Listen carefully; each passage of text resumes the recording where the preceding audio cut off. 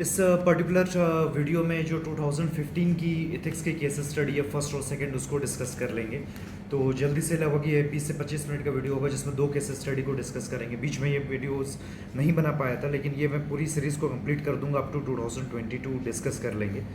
तो जैसे मैंने पहले वगैरह डिस्कस किया था कि जो लोग बाग अधिकतर जो करते हैं कि स्टार्टिंग में स्टेक होल्डर्स वगैरह लिखेंगे और या फैक्ट्स ऑफ द केस लिखेंगे, वो करने की बिल्कुल भी ज़रूरत नहीं है। अब यहाँ पे देख लेते हैं, जैसे अब ये केस स्टडी आई, अब तो और भी लंबी केस स्टडी आती है 2021 और 22 का जब पेपर देखेंगे तो उसमें पता चलेगा। तो जहाँ पे भी केस स्टडी जब भी पढ़ रहे हैं तो दो इंपॉर्टेंट चीज़ होती है, एक तो कौन कौन सा स्टेक होल्डर है, दूसरी इंपॉर्टेंट चीज़ होती है कि facts of the case important क्या क्या है। तो जो भी स्टेक होल्डर है तो उसको आप ऐसा कर सकते हैं कि वहाँ पे आप लेट से उसको सर्किल कर लिए, तो एट द एंड आपको अगर मान लीजिए फिर से दोबारा देखना पड़े कि कौन कौन से स्टेक होल्डर है, तो आपको फट से पता चल जाएगा अच्छा कि 3 स्टेक होल्डर है। और important facts of the case को अंडरलाइन कर लीजिए, बाद बाकी सब कुछ अंडरलाइन करने की जरूरत नहीं है। तो 2-3 important facts of the case होगा और 2-3 स्टेक होल्डर होगा, बस वो आपको रीड करना है। और जितना जल्दी रीड कर लिए उतना अच्छा होगा कि लगभग आपको क्या एक्चुअली मेन फोकस है केस स्टडी का, और कौन जो 3-4 इंपॉर्टेंट स्टेक होल्डर्स है और क्या 3-4 important facts of the case है, वो बस दिमाग में हो जाना चाहिए, वो हाईलाइटेड हो जाना चाहिए। और लगभग जब 15 मिनट में केस स्टडी कर रहे हैं तो आप ऐसा कर सकते हैं कि इसको आप 3 मिनट में पढ़ेंगे और 12 मिनट में आपको लिखना होगा। लगभग आपको 250 वर्ड्स के आसपास लिखने होते हैं। और जब आप अटेम्प्ट करेंगे तो आप एथिक्स में आप सेक्शन ए और सेक्शन बी में लोग अगर प्रेफर करते हैं कि कोई लोग पहले करते हैं तो आप कुछ भी कर सकते हैं। सेक्शन ए को पहले अटेम्प्ट कर सकते हैं, फिर सेक्शन बी को कर सकते हैं, और सेक्शन बी को भी आप पहले अटेम्प्ट कर सकते हैं, बाद में सेक्शन ए को कर सकते हैं।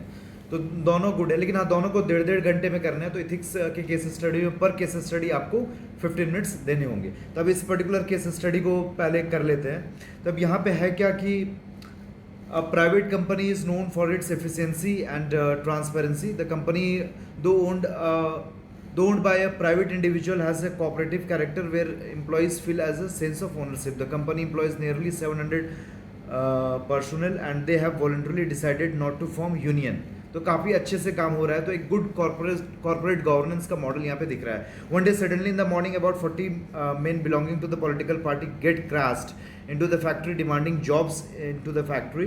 They threatened the management of the employees and also used foul language.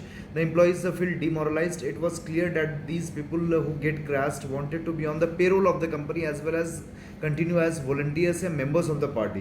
The company maintains high ethical standards in integrity and does not extend favors to civil administration. That also includes law enforcement agencies. Such incidents occur in public sector also. So assume you are CEO of the company, what would you do to diffuse the volatile situation on the date of get crashing with the violent mob sitting inside the company premises? और दूसरा कि what can be the long term solution to the issue discussed in the case study? Every solution या action that you suggest have a negative and positive impact on you as CEO, the employees and the performance of the employees.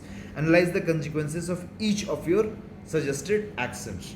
तो इसमें जब भी आप पढ़ रहे हैं तो सबसे पहले आपको 3 चीज़ पढ़ते समय 3 मिनट में जब आप पढ़ रहे हैं ना, 3 चीज़ आपको याद रखनी चाहिए कि इसमें स्टेक होल्डर कौन कौन है। तो आप सीईओ कंपनी के, आपके एम्प्लॉयज़ हैं, कुछ लोग गेट क्रैश किए हैं, तो ये लोग आपके स्टेक होल्डर्स होंगे जिसको आप इनसर्किल कर लोगे जब आप केस स्टडी को पढ़ रहे हो। और कुछ हिडन स्टेक होल्डर भी होंगे कि जो पॉलिटिकल पार्टी के लोग गेट क्रैश किए तो उसका एक लीडर भी होगा। अब सिविल एडमिनिस्ट्रेशन में अब डीसी होगा, एसपी होगा, पुलिस होगी, कोर्ट्स होंगे, तो ये सब तो हिडन स्टेक होल्डर होते हैं। अब important fact of the case क्या है कि आप की जो कंपनी एक अच्छे कॉर्पोरेट गवर्नेंस मॉडल पे चलती है, एक important fact of the case है। दूसरा है कि गेट क्रैशिंग हुआ है, ठीक है। और तीसरा है कि अब एम्प्लॉयज़ अब डिमोरलाइज्ड फील कर रहे हैं। तो ये सब important facts of the case है। तो ये आपको पता चल गया। अब एक साथ अब जैसे अब उसके बाद आपको आंसर स्टार्ट करना है तो आपको क्वेश्चंस भी पहले पढ़ लेना। और बेटर क्या होता है ना कि जब आप क्वेश्चन को केस स्टडी पढ़ने से पहले आप क्वेश्चन पढ़ लो, तो उससे क्या होगा ना कि आपको आइडिया लग जाएगा किस लाइन में करना है। कि आपको ए में पढ़ना क्या है कि आपको शॉर्ट टर्म सॉल्यूशन देना है, बी में लॉन्ग टर्म सॉल्यूशन देना है, और हर सॉल्यूशन के पॉजिटिव नेगेटिव भी आपको लगभग बता के आगे बढ़ना है, ठीक है। तो इसका स्ट्रक्चर क्या हो जाएगा, इंट्रोडक्शन प्लस शॉर्ट टर्म आपका मेजर क्या होगा, लॉन्ग टर्म मेजर क्या होगा, और एंड में आपका कंक्लूजन होगा। आप किसी डायग्राम से भी टैकल कर सकते हो या एंड में आप कंक्लूड कर सकते हो, ठीक है।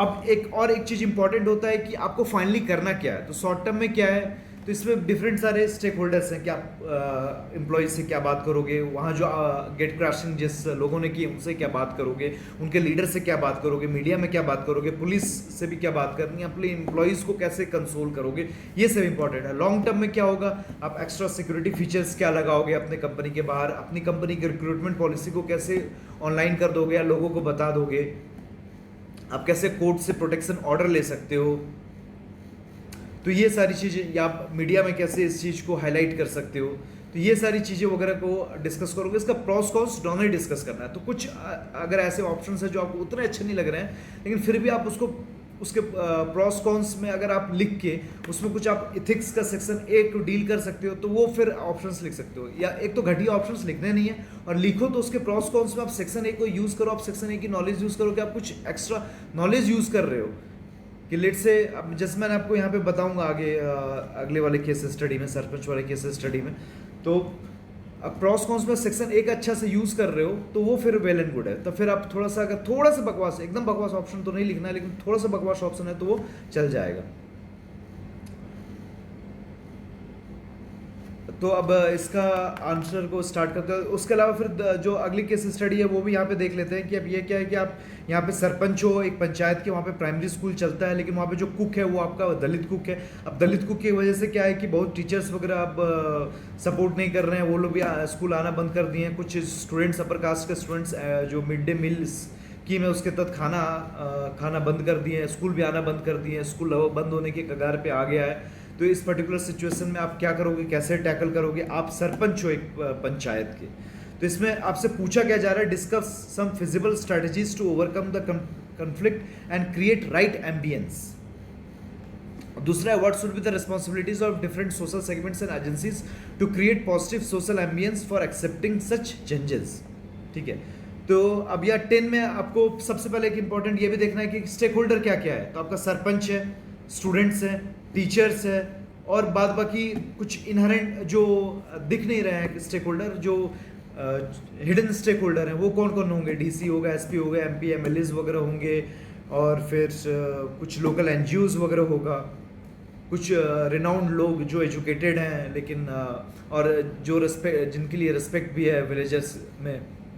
तो ये सब हिडन स्टेक होल्डर्स है। फैक्ट्स ऑफ द केस क्या है वो तो पढ़ते ही पता चल गया। तो अब स्टेक होल्डर और facts of the case study के आंसर के स्टार्टिंग में नहीं लिखना है, 3 मिनट में पढ़ना है, 12 मिनट में इसको भी लिखना है, और क्वेश्चंस को पहले पढ़ लेना है। तो आपको पहले फिजिबल स्ट्रेटजीज बनानी है एक पार्ट में, दूसरा पार्ट में आपको क्या है कि सोशल सेगमेंट्स और सोशल एजेंसीज का क्या रोल होगा in creating social ambience for accepting such change.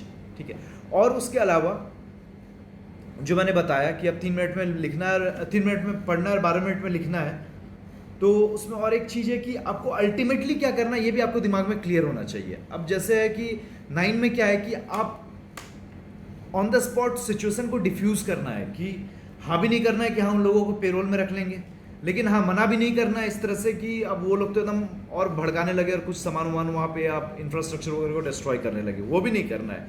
तो यहाँ आपका इमोशनल इंटेलिजेंस का यहाँ पे चेक हो रहा है, और लॉन्ग टर्म में आपको सिक्योरिटी मेंटेन करके रखनी पड़ेगी ताकि फ्यूचर में ऐसा सिचुएशन ना अराइज हो। ठीक है, तो आपको करना क्या लगभग पता है, लेकिन अब और एक है कि अब सेक्शन ए में क्या ऐसी चीज़ है, कौन से ऐसे वैल्यूज है जिस पे केस स्टडी बेस्ड है, तो ये होगा आपका इमोशनल इंटेलिजेंस पे। ठीक है, और नेक्स्ट वाली जो केस स्टडी है आप कर लेंगे एम्पैथी एंड कंपैशन पे बेस्ड है, लेकिन हाँ वो ज़्यादा जो बेस्ड है वो है आपका परसुएजन एंड सोशल इन्फ्लुएंस पे, कि कैसे कास्ट डिस्क्रिमिनेशन के रिगार्डिंग आप एटीट्यूडनल चेंज को ला सकते हो। तो मेन फोकस क्या है या मेन आपको करना क्या है ये भी आपको फट से क्लियर होना चाहिए। तो आपको 3 मिनट में पढ़ना है, 12 मिनट में लिखना है। पढ़ने समय आपको सबसे पहले क्वेश्चंस पढ़ लेना है कि आपको लगभग पता चल जाए कि आपके आंसर में क्या लिखना है। फिर उसके बाद आपको केस स्टडी पढ़नी है। जब केस स्टडी पढ़ रहे हो तो स्टेक होल्डर्स और facts of the case, stakeholders को सर्किल कर देना और important facts of the case को अंडरलाइन कर देना, कि सेकंड टाइम देखना नहीं पड़े, और देखना भी पड़े तो आप केवल बस हाईलाइटेड चीज़ देख के आपका काम निकल जाएगा। 3 मिनट में पढ़ के आपको 12 मिनट में आप लिखना है। तो अब दोनों केस स्टडी को डिस्कस कर लेते हैं। अब यहाँ पे क्या है कि अब 4 पेज में इसका आंसर होगा। तो सबसे पहले क्या है कि अब पहली जो केस स्टडी है जिसमें गेट क्रैशिंग हुई थी, तो उसमें आपसे पूछा क्या है शॉर्ट टर्म मेजर और लॉन्ग टर्म मेजर। तो आपका क्या है, स्टार्टिंग में इंट्रोडक्शन होगा कि इंपॉर्टेंट इशूज जो केस स्टडी प्रेजेंट करता है वो क्या है, और फिर उसके बाद शॉर्ट टर्म मेजर बताओगे, लॉन्ग टर्म मेजर बताओगे, उसके साथ ही साथ उसका प्रॉस कॉन्स और मेरिट्स डिमेरिट्स बता दोगे, और उसके बाद फिर फर्दर जब लॉन्ग टर्म सोल्यूशन बता दिए तो यहाँ पे कोर्स ऑफ एक्शन बताने की कोई जरूरत नहीं है, बस आपको एंड में कंक्लूजन लिखना होगा। कंक्लूजन में आप क्या बताओगे, इमोशनल इंटेलिजेंस का इंपॉर्टेंस वगैरह हाईलाइट वगैरह करोगे। ठीक है, अब ये केस स्टडी थोड़ा सा लीडरशिप, इमोशनल इंटेलिजेंस, ये सब पे बेस्ड थी। The case study presents a serious problem of mob pressure and violence and decreasing public morality following are the issues involve in the case. ठीक है, कंपनी का work culture तो अच्छा है, ये तो हाईलाइट हो ही रहा है, लेकिन पॉलिटिकल पार्टीज के फंक्शनिंग में मॉरलिटी नहीं दिखती है। ठीक है, और यहाँ पे आप सीईओ को क्या है कि अपना गुड परसुएजन और इमोशनल इंटेलिजेंस दिखाना होगा, तभी वो शॉर्ट टर्म में उस on the day of gate crashing situation को डिफ्यूज कर पाएगा। ठीक है, अब शॉर्ट टर्म में आप क्या क्या कर सकते हो, उस दिन जिस दिन गेट क्रैशिंग किए हैं वो लोग, तो वहाँ पे क्या है कि आप हाँ भी नहीं करोगे, आप ना भी नहीं करोगे। तो इस चीज को जैसे आप इस डायग्राम में दिखा सकते हो, जैसे आप एक्सेप्ट कर लोगे तो वो अनइथिकल भी होगा, not in the best interest of the company होगा कि उनको पेरोल पे रखना। डिनाई करोगे it will only fuel the fire.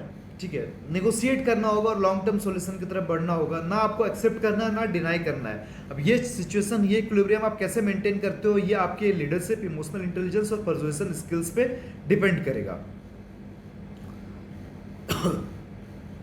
जैसे होता ना कि देख लेंगे, तो ये यहाँ पे वही सिचुएशन रिक्वायर्ड है कि वो लोग कम से कम वहां से आपके कैंपस से निकल जाएं। ठीक है, तो अब करना क्या होगा उस दिन, सबसे पहले यूज ऑफ इमोशनल इंटेलिजेंस। कैसे, तो I will call the leader of the mob and will try to manage and regulate his violent emotions, this में help in bringing the situation under control. तो जितने लोग आए उसमें से कोई एक लीडर होगा, तो उससे बात करोगे, उसके इमोशंस को समझने की कोशिश करोगे, फिर उसको मैनेज और रेगुलेट करने की कोशिश करोगे। ठीक है, ताकि फिर फाइनली वो चला जाए। और साथ में जो ग्रुप आया है उसको भी कोई भेजा होगा, कोई लीडर भेजा होगा, तो उससे भी बात करने की कोशिश करोगे। वहां बात बन गई तो ठीक है, और नहीं बात बनी तो फिर उसके बाद आपको पुलिस को इन्फॉर्म करना होगा। अब लॉ एंड ऑर्डर प्रॉब्लम है ये, तो पुलिस को इन्फॉर्म करना होगा। अब यहाँ पे अगर इशू रिजॉल्व हो जाता है तो ठीक है, नहीं तो फिर फर्दर और भी एक्शंस लेने पड़ सकते हैं। ठीक है, उसके बाद ये चीज परसुएशन टेक्निक्स वाला, जैसे एक तो हो गया कि जो ग्रुप आया उसके लीडर से बात किए, नहीं तो पुलिस को इन्फॉर्म किए, और फिर हो गया या फिर जो लोग आए वो किसी पॉलिटिकल पार्टी से बिलोंग करते हैं, तो उस रीजन के पॉलिटिकल पार्टी का भी कोई लीडर होगा तो उससे बात कर सकते हैं, तो वहां पे भी बात बन जाएगी। तो हो सकता है कि वो बोल देगा बाद बाकी लोगों को कि भाई वापस आ जाओ। या फिर एक तरीका है कि मीडिया से हेल्प ले सकते हो। तो जैसे कोई भी इशू हाईलाइट होता है ना, तो हर कोई अकाउंटेबल हो जाता है, तो वो पॉलिटिकल लीडर भी अकाउंटेबल हो जाएगा जिन्होंने उस लोगों को भेजा होगा गेट क्रैशिंग करने के लिए। ठीक है, और उसके बाद अब आपके जो एम्प्लॉयज़ हैं वो हताश हो चुके हैं, तो उनको मोटिवेट करने की ज़रूरत है कि ये वन टाइम इंसिडेंट है, फ्यूचर में ऐसा इंसिडेंट नहीं होगा। अभी यहाँ भी इन लोगों को सिचुएशन को डिफ्यूज कर लिया गया है, पुलिस को भी बता दिया गया है, पुलिस का भी सपोर्ट है, और फिर फ्यूचर में भी लॉन्ग टर्म मेजर्स लिए जाएंगे। तो ये सब भी लॉन्ग टर्म मेजर्स भी अपने एम्प्लॉयज़ को बताना होगा कि वो कॉन्फिडेंट फील करें कि ऐसा सिचुएशन फ्यूचर में नहीं होगा, क्योंकि उनको कॉन्फिडेंस में लेना काफ़ी इंपॉर्टेंट है आपके कंपनी के बेटर परफॉर्मेंस के लिए।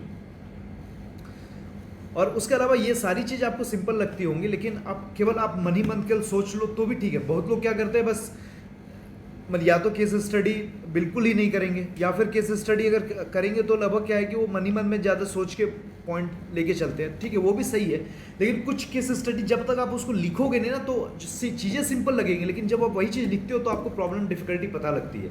तो लेट से आप सारी केस स्टडी जो 10 साल में आई है, 60 केस स्टडीज़ को आप ऑन पेपर सॉल्व कर लोगे ना, उसी में से ही मान के चलिए एटलीस्ट आपका 15 मार्क्स के आसपास तो इथिक्स पेपर में ऐसे ही बढ़ जाएगा। ठीक है, लेट से अगर आप 90 मार्क्स के आसपास लाए हैं, ठीक है, 80-90 आप मार्क्स के आसपास, और आपको लेट से 130 आप टारगेट कर रहे हैं, 130-140, ठीक है, 140 तो हायर साइड पे हो गया, 130 के आसपास टारगेट कर रहे हैं, तो ये आपको जो लगभग मार्क्स बढ़ाने होंगे, तो 20 मार्क्स आपको सेक्शन ए में बढ़ाने होंगे, 20 मार्क्स आपको केस स्टडी में बढ़ाने होंगे। तो इतना मान के चलिए वो 60 केस स्टडी को आप अच्छे से सॉल्व कर लेते हैं, एज इट इज़ जैसे आप एग्जामिनेशन में लिखेंगे तो उस तरीके से आप सॉल्व कर लेते हैं, तो आप मान के चलिए आपका 15 मार्क्स तो बढ़ ही जाएगा। मतलब एटलीस्ट अगर 90 मार्क्स के लेवल पे थे, आप 60 case study on paper solve कर लेंगे तो वो 105 मार्क्स आपका आ ही जाएगा। साथ में आप सेक्शन ए में एग्जाम्पल ज़्यादा कोट कर लिए और उसका भी नोट्स अच्छे से बना वगैरह लिए, और 5 टेस्ट दे दिए और उसको टाइम बाउंड मैनर में कर लिए, तो मान के चलिए फिर आपका 120 125 तो फिर कहीं नहीं रुकेगा, ठीक है।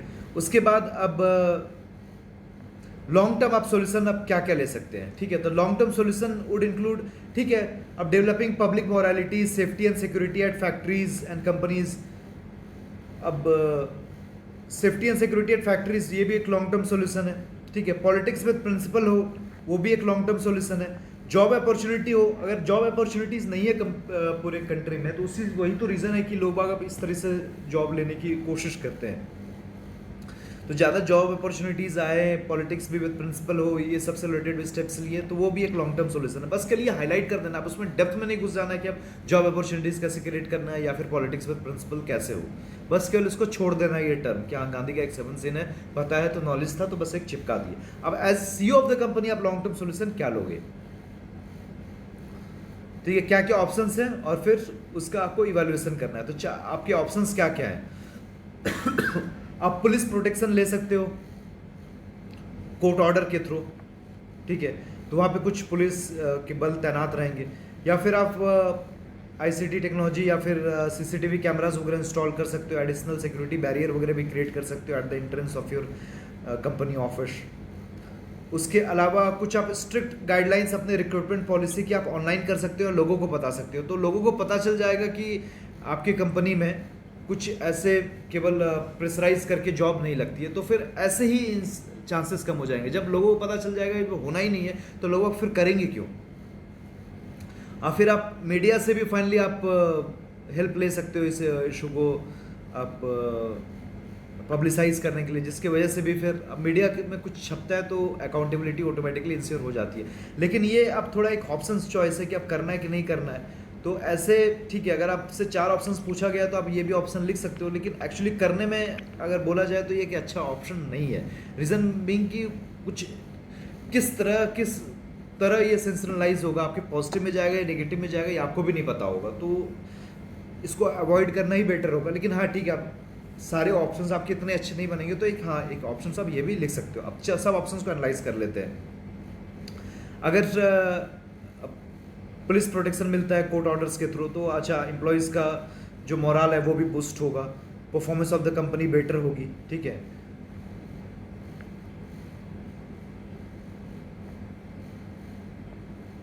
उसके बाद वो लोग भी ज़्यादा डेडिकेशन के साथ काम कर पाएंगे। They will be able to work with full dedication, ठीक है।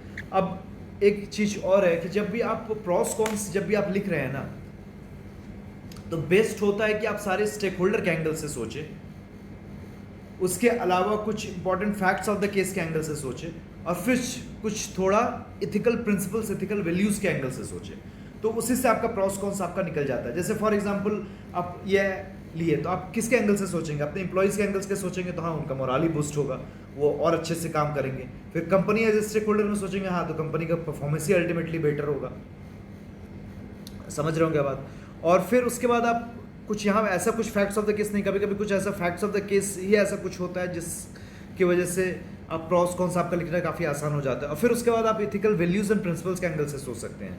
अब डेडिकेशन, ये सब कमिटमेंट टू ड्यूटी, ये सब इंपॉर्टेंट वैल्यूज़ और प्रिंसिपल्स हैं जो आपका सेक्शन ए में भी लिखा गया। तो कौन सा वैल्यूज़ के फॉर्म में जा रहा है, कौन सा वैल्यूज़ के अगेंस्ट में जा रहा है, ये भी आपका प्रॉस कॉन्स में आ जाएगा। या फिर आप जो इथिकल जो आपकी थ्योरीज है जैसे डियोंटोलॉजी या कंसिक्वेंशियलिज्म, या फिर आपका वर्च्यू एथिक्स हो गया, या मीन्स एंड जो गांधी का प्रिंसिपल है, या फिर आपका निष्काम कर्म हो गया, तो इस एंगल से भी आप हाँ ये इस एथिकल थ्योरी के फॉर्म में जाते हैं, अगेंस्ट में जाता है, वो भी आपका प्रॉस कॉन्स बन जाएगा। ये इस वैल्यू के फॉर्म में जाता है या इस वैल्यू के अगेंस्ट में जाता है, वो भी आपका प्रॉस कॉन्स बन जाएगा।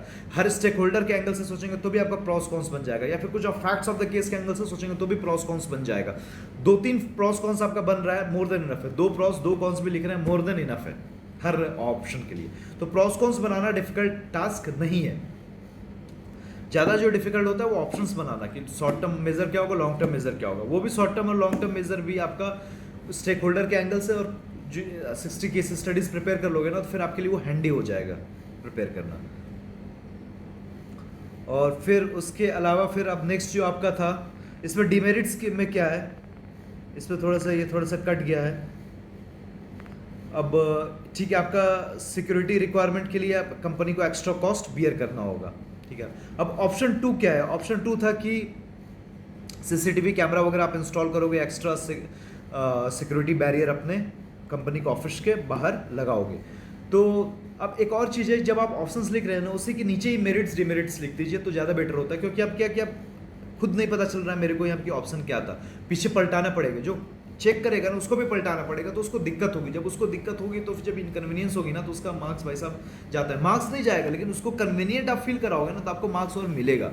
ठीक है, अब ऑप्शन 2 था कि आप एक्स्ट्रा सिक्योरिटी बैरियर या फिर सीसीटीवी कैमरा वगैरह इंस्टॉल कर सकते हो। तो उसका भी वही है कि एक सेंस ऑफ सिक्योरिटी रहेगा एम्प्लॉयज़ के लिए, परफॉर्मेंस भी कंपनी का हाईएस्ट स्टैंडर्ड्स का होगा। लेकिन हाँ, कभी कभी आप सिक्योरिटी बैरियर लगाओगे तो कुछ इनकन्वीनियंस हो सकता है आपके एम्प्लॉयज़ को भी ऑन डेली बेसिस, या आपका सिक्योरिटी कॉस्ट भी बढ़ेगा कंपनी का।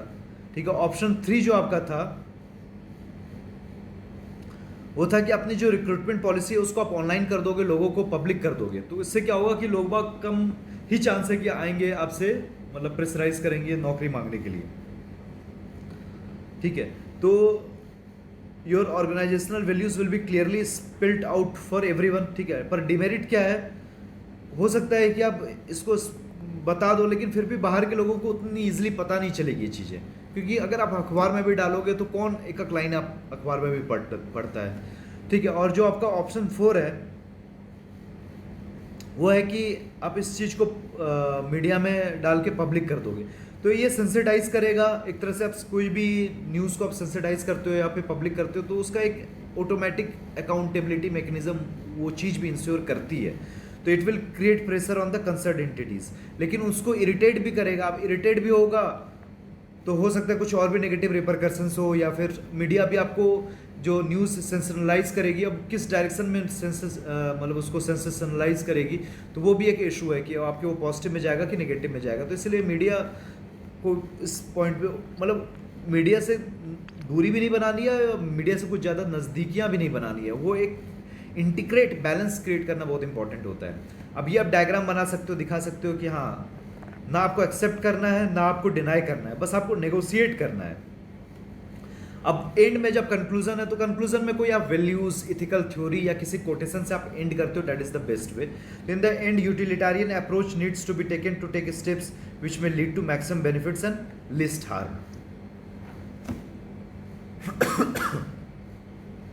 तो यहाँ पे आपको अपने एम्प्लॉयज़ के लिए भी सोचना है, कंपनी के लिए भी सोचना है, और फिर लेट से उस सिचुएशन को डिफ्यूज़ करने के लिए आप डिनाई करोगे तो it can further fuel the fire. तो आपको बैलेंस करके चलना है। तो अल्टीमेटली आप यूटिलिटेरियन प्रिंसिपल वगैरह को फॉलो करते हो, तो ultimately it will lead to maximum benefit for maximum number of people, और ये एथिकल प्रिंसिपल को यहाँ पे फॉलो करोगे तो आपका रिक्वायर्ड सोल्यूशन निकल जाएगा। या फिर इससे बेटर होता है कि आप इंपॉर्टेंस ऑफ इमोशनल इंटेलिजेंस या फिर importance of persuasion, importance of emotional intelligence या आप एंड में कंक्लूजन में आप लिखोगे तो और बेटर इसका कंक्लूजन हो जाएगा, क्योंकि एक्चुअली ये केस स्टडी ही इमोशनल इंटेलिजेंस पे बेस्ड है कि आप कितने अच्छे से इमोशनल इंटेलिजेंस को शो कर पाते हो। अब उसके बाद जो नेक्स्ट क्वेश्चन है वो है आपका वो सरपंच वाला जो स्कूल है, जहाँ पे अब जब आप प्रैक्टिस वगैरह कर रहे हैं ना, तो इस तरह से आप रफ वगैरह कर सकते हो। ठीक है, अब आईपीसी में एक 448 होता है हाउस ट्रेस पास का, कि कोई इलीगली आपके घर में घुस जाता है। तो यहाँ पे भी गेट क्रैशिंग हुआ है तो एक्चुअली इलीगली घुसे हैं, तो ये एक्चुअली सेक्शन लगेगा आईपीसी का। ठीक है, अब ये लीडरशिप, ये भी क्वालिटी आप यहाँ पे हाईलाइट कर सकते हो, लीडरशिप, परसुएजन, इमोशनल इंटेलिजेंस। सबसे ज़्यादा इमोशनल इंटेलिजेंस का यूज़ है, और गोलमैन को कोट करना काफ़ी इंपॉर्टेंट है। ये एक्चुअली मैंने आंसर में यहाँ पे कोट करना भूल गया, तो जो नहीं कर पाए वो भी मैं बता देता हूँ ये कंक्लूजन में। ठीक है, यूटिलिटेरियन एथिक्स से ज़्यादा इंपॉर्टेंट है कि आप इमोशनल इंटेलिजेंस का इंपॉर्टेंस बता दें और गोलमैन को कोट कर दे, तो वो वैल्यू डालेगा।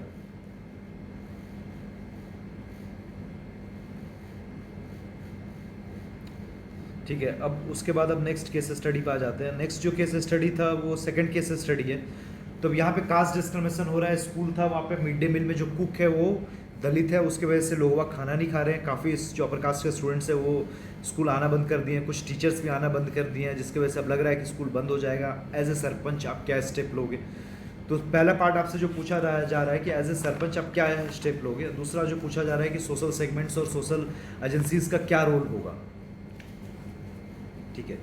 तो अब इसमें क्या है कि आप पहले इसका स्ट्रक्चरिंग आप करोगे तो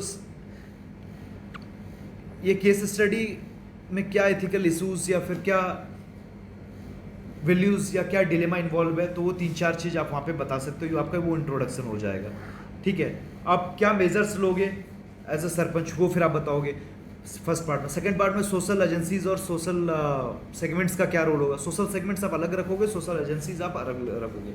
एज सच सोशल सेगमेंट्स और सोशल एजेंसीज का कोई क्लियर कट डिमार्केशन नहीं है, लेकिन सोशल सेगमेंट्स में देखोगे तो पेरेंट्स आएंगे, टीचर्स आएंगे, और सोशल एजेंसीज में आपका सरपंच आ जाएगा, एनजीओज आ जाएंगे, डीएमएसपी या फिर MP MLA of the region आ जाएगा। तो ये सारे में डिमार्केशन करके उनका क्या रोल हो सकता है। और ये केस स्टडी अल्टीमेटली जो है परसुएजन पे बेस्ड है कि कितना इजीली आप लोगों को ये परसुएड कर पाते हो कि हाँ, जो कास्ट डिस्क्रिमिनेशन है वो अच्छी चीज़ नहीं है, किसी की भलाई के लिए नहीं है। आप उनके शूज़ में भी रह के देखो तो फिर पता लगेगा कि कास्ट डिस्क्रिमिनेशन का क्या इमोशनल या साइकोलॉजिकल इम्पैक्ट होता है। तो इस चीज़ पे ये बेस्ड है ये केस स्टडी। अब यहाँ पे जो आप जब भी आप केस स्टडी इनफैक्ट सोच रहे हो, ठीक है, अब यहाँ पे मेन जो होगा क्या, ठीक है, इसमें इंट्रोडक्शन में क्या इंपॉर्टेंट इशूज़ है उसको आप हाईलाइट कर दोगे, फिर उसके बाद section A section B deal कर लोगे डायरेक्टली कि क्या स्टेप्स ले सकते हो, सोशल सेगमेंट्स और सोशल एजेंसीज का क्या रोल होगा, एंड में आप कंक्लूड कर सकते हो। तो जो कुछ यहाँ पे चीज़, जैसे आर्टिकल 21 राइट टू डिग्निटी, अब कास्ट डिस्क्रिमिनेशन भी एक यहाँ पे इंपॉर्टेंट एस्पेक्ट है फैक्ट ऑफ द केस में देखेंगे तो अल्टीमेटली परसुएजन का यहाँ पे रोल है कि परसुएजन का क्या इंपॉर्टेंस है, वो कुछ एक दो लाइन में आपको बताना होगा कि जो आप सेक्शन ए में पढ़े हो। और उसके अलावा कि अब जैसे गांधी या फिर अंबेडकर को कोट करना कि उनके टीचिंग्स के, अब जो कास्ट डिस्क्रिमिनेशन है वो क्या चीज़ के अगेंस्ट जाता है, राइट टू डिग्निटी आर्टिकल 21 के अगेंस्ट जाता है। फिर उसके अलावा जस्टिस के भी अगेंस्ट जाता है, सोशल जस्टिस के प्रिंसिपल्स के भी अगेंस्ट जाता है। सोशल जस्टिस में आप जॉन रॉल्स वगैरह को कोट कर सकते हो। उसके बाद गांधी अंबेडकर के टीचिंग्स के अगेंस्ट जाता है, जो शेड्यूल ट्राइब लॉ के भी अगेंस्ट जाता है, रूल ऑफ लॉ, जैसे schedule caste and schedule tribes prevention of atrocities act जो है 1989 का, उसके भी अगेंस्ट जाता है। फिर जो values of empathy and compassion, उसके भी अगेंस्ट जाता है। तो ये सब चीज़ें हैं, तो आपको फटफट जो भी आपका सेक्शन ए जो यूज़ होता है उस यहाँ पे, तो आपको फटफट क्लियर होना चाहिए क्या क्या है। जैसे right to dignity, social justice, Gandhi Ambedkar की teaching, CST prevention of atrocities act, values of empathy compassion, अब ये सब वो है सेक्शन ए का पार्ट है जो डायरेक्टली आपका इस केस स्टडी में यूज़ होगा। और डायरेक्टली आप क्या है कि आपसे जब इथिकल, जो आप प्रीवियस अगर वीडियोस देखे होंगे 2013 और 14 के, कि आपको इथिकल इश्यूज निकालना है ना, उसके लिए शॉर्ट ट्रिक क्या होता है कि 8 तरीके से आप सोचेंगे ना, फटफट आपको इथिकल इश्यूज निकल जाएगा। तो आपको केस स्टडी में करना क्या पड़ता है, स्टार्टिंग में इंट्रोडक्शन लिखना होता है। तो इंट्रोडक्शन में अगर कुछ नहीं पूछा गया तो आप क्या लिखेंगे, ethical values, ethical issues, ethical dilemma. अब इथिकल इशूज और इथिकल डिलेमा में 2 वैल्यूज़ का क्लैश होगा, तो जब अगर होगा तो अब लिखना होगा, अदरवाइज आपको केवल इथिकल इशूज ही लिखना होगा। वैल्यूज़ आप इजीली आइडेंटिफाई कर लोगे, कोई बड़ी बात नहीं कि आपको वैल्यूज़ तो रटे रटाए होते हैं। इथिकल इशूज में मैंने आपको बताया हुआ कि आप 8 एंगल से सोचो। अब वो 8 एंगल क्या क्या है कि आप राइट्स के एंगल से सोचो, जस्टिस के एंगल से सोचो, फिर उसके अलावा फिर आप इथिकल थ्योरीज जो है, डियोंटोलॉजी, कंसिक्वेंटियलिज्म, उसके एंगल से सोचो, वैल्यूज़ के एंगल से सोचो। फिर जो गुड गवर्नेंस और प्रोविटी एंड गवर्नेंस का जो लास्ट का जो गुच्छा है आपका सेक्शन ए में, उसके एंगल से सोचो। तो उसमें बहुत कुछ आ जाता है, गांधी का 7 सेंस का प्रिंसिपल्स, नोलन कमेटी में जो जो इंपॉर्टेंट वैल्यूज़ है वो सब आपका आ जाएगा। फिर रूल ऑफ लॉ, बहुत जगह कभी कभी रूल ऑफ लॉ में क्या है कि दो सब कुछ इंक्लूड कर दो। एक आपका है सेक्शन की sources of ethical guidance, law, rules, regulations and conscience. तो रूल ऑफ लॉ, कुछ लॉ अगर है तो आपको लॉ को तो फॉलो करना ही होगा, तो उसके एंगल से भी सोच सकते हो। तो उसमें कुछ सुप्रीम कोर्ट के जजमेंट्स वगैरह है तो वो सब भी आप कोट कर सकते हो। तो ये सारी चीज़ें हैं। अब कुछ नहीं है तो बकैती करने के लिए क्या है कि हाँ, मेरे को अगर ऐसा नहीं करेंगे तो मेरे को सेंस ऑफ सेटिस्फैक्शन नहीं होगा, मॉरल गिल्ट रहेगा, कॉग्निटिव डिसोनेंस हो जाएगा, क्राइसिस ऑफ कॉन्साइंस हो जाएगा। ये सब भरने और पेलने के लिए ये सब इनफ मटेरियल आपके पास होना चाहिए। और कभी कभी नहीं तो जैनिज्म, बुद्धिज्म वगैरह का प्रिंसिपल, निष्काम कर्म वगैरह का प्रिंसिपल कोट कर सकते हो। और गांधी तो सबसे ज़्यादा कोट होने वाला बंदा है। तो कौन कौन सबसे ज़्यादा कोट होता है, गांधी। फिर उसके बाद आपका JS मिल और बेंथम हो जाएगा। फिर आपका डियोंटोलॉजी में आपका कांट कोट हो जाएगा सब। फिर उसका गोल्डमैन हो गया, जॉन रॉल्स हो गया। तो ये सब हैं जो काफ़ी आप कोट कर सकते। सेकंड ARC वगैरह हो गया, तो ये सब आप काफ़ी कोट कर सकते हो। इवन आप इसमें भी केस स्टडीज़ वगैरह में भी, तो जो चीज़ लिख रहे हो तो बस इनको कोट करके लिखोगे तो ऐसे ही ज़्यादा धार मिलती है, आपको आदत डालनी पड़ेगी। उसके अलावा आप देख लेते हैं केस स्टडी में, तो यहाँ पे दिख क्या रहा है कि अब कास्ट डिस्क्रिमिनेशन का क्या इम्पैक्ट हो सकता है एजुकेशन पे। अब एजुकेशन स्कूल को कैसे यूज़ कर सकते हो कास्ट डिस्क्रिमिनेशन को ख़त्म करने के लिए, ग्राउंड लेवल पे जो गवर्नमेंट स्कीम्स है उसको उसके इम्प्लीमेंटेशन में क्या क्या चैलेंजेज आते हैं, कैसे कास्ट डिस्क्रिमिनेशन हमारे डेवलपमेंट को रोक रहा है, तो ये सारी चीज़ें हैं। तो अब है कि अब क्या क्या किया जा सकता है। तो इसमें क्या है कि एक और तरीका होता है कि आप क्या क्या कर सकते हैं। तो 4-5 तरीके आएंगे। एक तो आपका है कि हार्श मेजर्स भी ले सकते हो, जैसे आप SC ST एट्रोसिटीज़ जो एक्ट है आप वो इन्वोक कर दो, लेकिन वो एक्चुअली वो इन्वोक कर दोगे तो लोग ठीक है उसका डर होगा, लेकिन एक्चुअली में एटीट्यूड चेंज नहीं होगा। तो अल्टीमेटली वो परसुएजन करना, परसुएट करना काफ़ी इंपॉर्टेंट है। तो ठीक है, आप स्टार्टिंग में लिख सकते हो कि हार्श मेजर ले सकते हैं, लेकिन हाँ फिर एंड में उसको भी क्लियर कर दो कि ये मेजर ऑफ लास्ट रिजॉर्ट होगा, क्योंकि अल्टीमेट एम होना चाहिए कि एटीट्यूडनल चेंज लाया जा सके परसुएशन और सोशल इन्फ्लुएंस के थ्रू।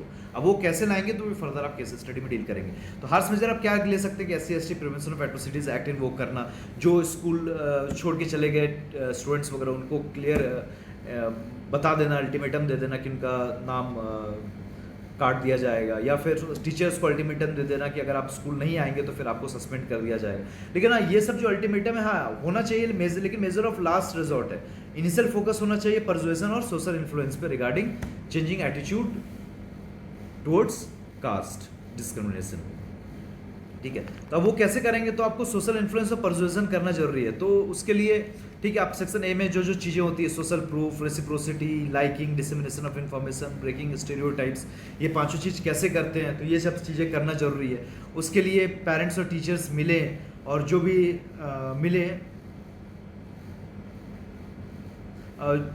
जो भी चिल्ड्रन उनके पेरेंट्स मिले किससे, तो जो भी responsible members of the village है उससे, सच दैट कि वो एटीट्यूड चेंज करने में मदद कर पाएँ। जैसे कुछ लोग होंगे गांव में जो पढ़े लिखे होंगे और जिनका एटीट्यूड इगैलिटेरियन एटीट्यूड होगा कि वो लोग कास्ट लाइंस पे नहीं सोचते होंगे, या कुछ लोग ऐसे होंगे जो पढ़े लिखे होंगे जो आसपास के शहर में रहते होंगे, उनका एटीट्यूड थोड़ा चेंज हो गया होगा, उनको लाया जा सकता है और उनको उनसे हेल्प मांगी जा सकती है कि आप कन्विंस करें गाँव वालों को कि जो कास्ट डिस्क्रिमिनेशन है उससे कैसे मतलब लोअर कास्ट ग्रुप्स को हानि पहुंचती है, और इसका कोई साइंटिफिक बेसिस नहीं है, और क्या इमोशनल एंगल से भी समझाएं कि क्या वो दुख दर्द फेस करते हैं। तो अगर उसके लोअर कास्ट के शूज़ में आके देखेंगे तो फिर इजी होगा ये समझना कि कास्ट डिस्क्रिमिनेशन कितनी गलत चीज़ है। तो ये जो वैसे लोग जो एजुकेटेड है अपर कास्ट के हैं और जिनका इगैलिटेरियन एटीट्यूड है और जिनको गांव वाले रेस्पेक्ट करते हैं, तो उनको भी यूज़ करना, उनको रोप इन करना काफ़ी इंपॉर्टेंट होगा। ठीक है, उसके अलावा इंटर कम्युनिटी स्पोर्ट्स और कल्चरल फेस्टिवल्स काफ़ी इंपॉर्टेंट है कि ये क्या है कि ये जो बैरियर्स होते हैं सोसाइटी में तो उनको तोड़ने के लिए मदद करता है। जैसे नेल्सन मंडेला का भी एग्जांपल दे सकते हो, वो रग्बी को यूज़ किया था वाइट्स और ब्लैक्स को यूनाइट करने के लिए साउथ अफ्रीका में। आप इन्विक्टस मूवी देखोगे तो वो इसी थीम पे बेस्ड थी। कुछ टाइम के लिए आप 2 कुक रख सकते हो, अगर आपका फाइनल कन्फ्लिक्ट रिजॉल्व नहीं हो रहा है तो upper caste cook upper caste students के लिए कुक करेगी, या lower caste cook lower caste students के लिए कुक करेगी। लेकिन ये शॉर्ट टर्म मेजर रहेगा जब तक ये सिचुएशन रिजॉल्व नहीं हो जाता, ये कन्फ्लिक्ट रिजॉल्व नहीं हो जाता। लॉन्ग टर्म सोल्यूशन होगा कि ठीक है, अगर दलित कुक आ गया तो दलित कुक ही कंटिन्यू रहेगा। ठीक है, आप लीडिंग बाय एग्जांपल कर सकते हो कि आप जो दलित कुक है उसी को बोल सकते हो खाना बनाने के लिए आप उन्हीं के हाथ का बना हुआ खाना खाओगे। तो अब ये भी लीडिंग बाय एग्जांपल्स एक बेस्ट वे है in order to bring an attitudinal change. अब वेरियस सोशल सेगमेंट्स का भी और सोशल एजेंसीज का भी इंपॉर्टेंट रोल है। सोशल सेगमेंट्स में कौन कौन हो गए, टीचर्स, तो उन टीचर्स का पेरेंट्स ऑफ चिल्ड्रन के साथ रेगुलर मीटिंग हो परसुएट करने के लिए, और टीचर को भी कहा जा सकता है कि आप बच्चों के साथ बैठ के खाएं जो दलित कुक ने बनाया है, तो वो भी एक कॉन्फिडेंस बिल्डिंग मेजर का काम कर सकता है। अब जो रिस्पॉन्सिबल पेरेंट्स हैं और जो फॉरवर्ड लुकिंग है, जिनका इगैलिटेरियन एटीट्यूड है, उनको कहा जा सकता है कि आप बाद बाकी पेरेंट्स को परसुएट करें। अब सरपंच का काम है कि वो स्कूल सही से चले और साथ में साथ एटीट्यूडनल चेंज भी आए कास्ट के रिगार्डिंग, तो दोनों को देख के चलना है। तो वो दलित कुक के द्वारा बना हुआ खाना भी खा सकता है। उसके अलावा कुछ सोशल एजेंसीज़ का भी रोल प्ले बहुत इंपॉर्टेंट है, जैसे एसपी, डीएम, एमएलए, एमपी। आप वो रोल मॉडल्स होते हैं, अगर वो आके कुछ भी बोलेंगे तो गांव वाले फिर मानते हैं। और या फिर उनको भी आप ह्यूमिलिटी के साथ पूछ सकते हो कि हाँ, जो दलित का बना हुआ खाना है आप खाएंगे, तो उसके वजह से काफ़ी ज़्यादा एटीट्यूडनल चेंज होगा। तो वो भी हो सकता है, अगर हाँ भरे तो एक मेजर रोल प्ले कर सकते हैं एटीट्यूड को चेंज करने में। और फिर वही educated upper caste villagers who have egalitarian attitude and whose words are respected by the villagers can help in pursuing villagers. Local NGOs के पास भी गुड रैपो बिल्डिंग वो लोग करके रखते हैं लोकल्स और लोकल विलेजर्स के साथ, तो वो भी एक इंपॉर्टेंट रोल प्ले कर सकते हैं आप। एंड में कंक्लूजन है, कंक्लूजन में क्या है कि जो भी आपका अब यहाँ पे जो आपसे सवाल पूछा गया है वो आप थोड़ा जीएस जैसा सवाल हो गया कि आप क्या करोगे, आप सोशल एजेंसीज और सोशल सेगमेंट्स का क्या रोल रहेगा। लेकिन जो इथिक्स है, जो सेक्शन ए वो यूज़ नहीं हुआ है। तो अब जैसे right to dignity, article 21, principles of justice, social justice, Daniel Goleman, फिर उसके बाद गांधी अंबेडकर की teachings, SC/ST prevention of atrocities act, तो कैसे ये लॉ के अगेंस्ट भी जाता है। लॉ भी एक सोर्स ऑफ इथिकल गाइडेंस है, और एटीट्यूडनल चेंज लाना जरूरी है ताकि इम्पैथी और कंपैशन आ सके disadvantage section of the society के लिए। तो ये सब जो सेक्शन ए जो कोर इथिक्स है, तो वो आप कंक्लूजन में डाल सकते हो। तो कंक्लूजन में आप मान के चलो ये भी कर सकते हो कि आप किसी डायग्राम से एंड कर दिए, किसी कोटेशन से एंड कर दिए, या फिर आप लेट से कुछ सेक्शन ए की चीज़ें, या फिर कुछ चीज़ें आप जो आप इथिक्स की थ्योरी, प्रिंसिपल्स, वैल्यूज़, जो आप कोट के फिलोसफीज या कोटेशन जो आपके दिमाग में था जो आप नहीं डाल पाए मेन बॉडी में, उसको आप कंक्लूजन में भी डाल सकते हैं कि हाँ एंड में आप जो मार्क्स तो यही देख के मिलेगा आपको। तो हाँ, सारी थ्योरीज आपको एक साथ दिख जाएगी एग्जामिनर को, तो फिर आपको एटलीस्ट तो 1 या 1.5 मार्क्स बढ़ा के दे ही देगा। तो यहाँ पे इतना ही था तो डिस्कस करने के लिए, तब यहीं पे आप इस वीडियो को एंड करते हैं।